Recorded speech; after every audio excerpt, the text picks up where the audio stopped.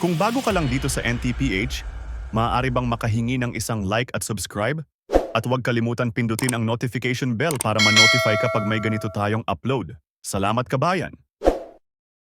Congressman Acop, you're recognized. Thank you. Mr. Ortonio, did I hear you right na just because may mga o kompleto yung liquidation report because of the existence of acknowledgement receipts, okay na po? Tama po ba yung pagkaintindi ko? Apart from the acknowledgement receipts, there's also a certification coming from the VPSPG. And we were also furnished, Your Honor, with a copy of their accomplishment report. However, we were not able to submit it to COA, which is which was the reason why we were issued an ND po. If the acknowledgement receipts are fake and not properly filled up, would you still consider your answer to the Honorable Garin the same? No, Your Honor, if it's not true, Your Honor.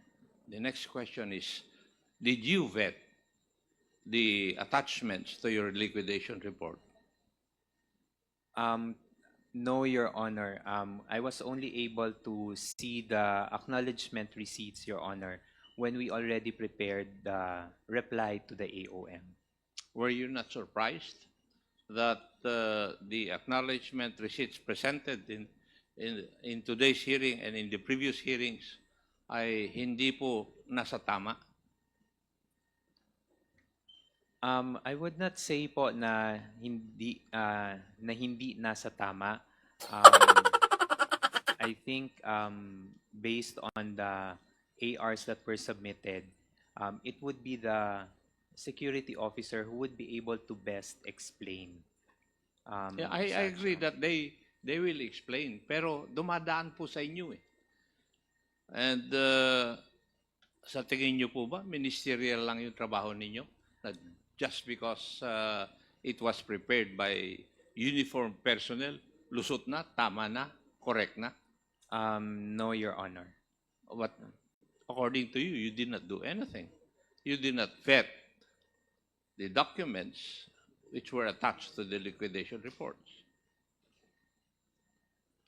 Based on the because of the voluminous amount of documents, Your Honor, we might not have been able to check it properly, Your Honor. But again, these are submitted already to COA po. Yes. Now, may I know what is the status of Colonel Lachica and Colonel Nolasco doon po sa mga opisina ng OVP at saka DepEd? Sorry, Your Honor. Are they official employees of DepEd or Office of the Vice President? No, Your Honor.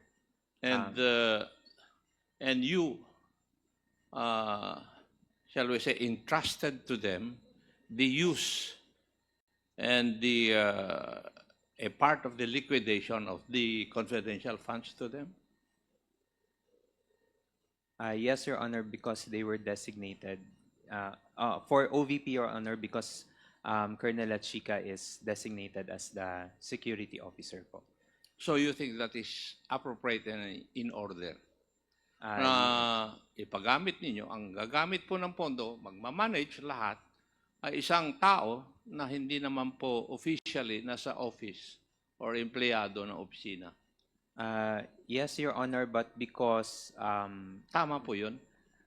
he has a designation po as Hindi, the tanong ko security po, officer. tama po ba yun sa akala nyo?